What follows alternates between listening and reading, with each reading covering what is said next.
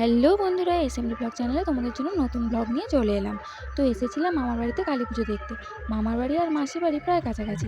এটা হচ্ছে মাসির বাড়ির পাশেই পুজোটা হচ্ছে। আরও একটা জায়গায় যে ঠাকুর দেখতে গিয়েছিলাম, সেখানে এত ভিড় হয়েছে যে ঠিক করে আমি ভিডিও করতে পারিনি। তো সেই জন্য তোমাদেরকেও দেখাতে পারিনি। আর এই ঠাকুরটা একদম সামনে থেকে দেখতে পেয়েছিলাম বলে সেই জন্য তোমাদেরকেও খুব ভালো করে দেখিয়েছিলাম। আর একটা শর্ট ভিডিও তোমাদের জন্য আমি আপলোড করেছিলাম। তো সেটা নিশ্চয়ই তোমরা দেখেছো। আর চলে এলাম একদম ভোরবেলা।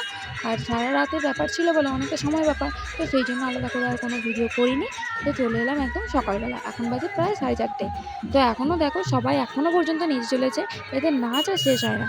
বাবনও কিন্তু সারা রাত জেগেছিল আর নিচেও ছিল খুব। লাস্ট পর্যন্ত ও ঠাকুর বিসর্জনটাও দেখতে পেলো না, ঘুম পেয়েছে খুব, তো সেই জন্য ঘুমিয়ে পড়েছে। আর এখন ঠাকুরটা রাস্তায় নিয়ে যাওয়া হচ্ছে ট্রলি করে। তো লোকে লোকাময়, পুরো লোক ভর্তি হয়ে আছে চারিদিকে, দেখতেই পাচ্ছ। তো চলো ঠাকুর বিসর্জন দেখিয়ে দিই। তো এখন চলে এলাম, ঠাকুর ওদিক থেকে নামাচ্ছে। তো চারিদিকে লোক, পুরো খালের ধার বরাবর সব লোক দাঁড়িয়ে গেছে ঠাকুর বিসর্জন দেখবে বলে। তো তোমরা হয়তো দেখে ভাববে যে এ আবার কোথায় ঠাকুর বিসর্জন হবে, লোক তো হেঁটে হেঁটেই চলে যাচ্ছে। হ্যাঁ, তো এইরকম জলের মধ্যেই ঠাকুর বিসর্জন হয়। আরও অন্য বছর তো একদমই জল থাকে না, এবারে তবু তো জল আছে, তবুও জল দেখতে পাওয়া যাচ্ছে। অন্য বছরে না একদম পুরো ড্রেনের যেরকম জল হয়, পুরো এরকম সরু করে জল যায়, তার মধ্যেই ঠাকুরকে বিসর্জন করা হয়। জানি না মায়ের কি লীলা, এইরকমই কি ঠাকুর বিসর্জন হয়। প্রতি বছর এইরকমই সময়ে এইরকমই অবস্থা থাকলেই থাকবে। তো চলো ঠাকুরকে বিসর্জন দিয়ে দিই, তারপর তোমাদেরকে দেখাচ্ছি।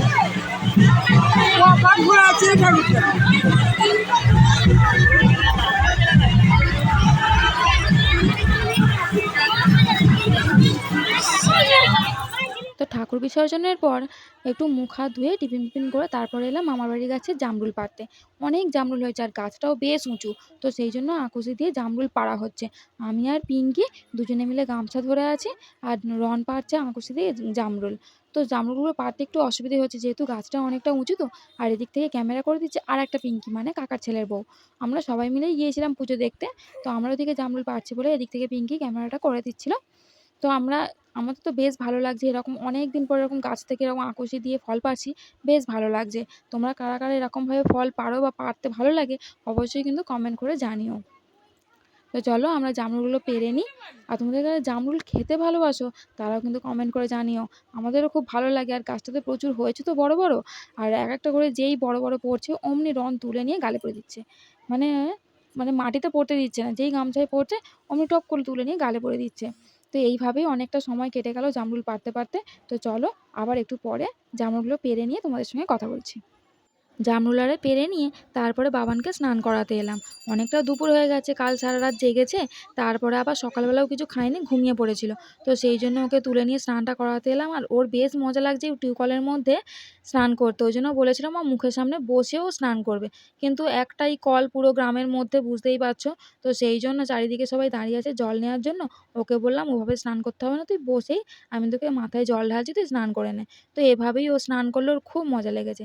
আর তারপরে মাসির বাড়িতে এসে বিরিয়ানিটাও রেডি করলাম আমি আর পিঙ্কি মিলে। তো আমাদের তো বিরিয়ানি রেডি হয়ে গেছে, এবার আমরা সবাই মিলে খেতে বসবো। অনেক সবাই, প্রায় 25-30 জনের মতো সবাই মিলে খেতে বসবো। ততক্ষণ আমরা বিরিয়ানিটা খাই, ততক্ষণে তোমরা চ্যানেলটাকে সাবস্ক্রাইব করো। পুরো ভিডিওটা দেখে তোমাদের ভালো লাগলে অবশ্যই লাইক করো আর কমেন্ট করো তোমাদের কাদের কাদের বিরিয়ানি ভালো লাগে।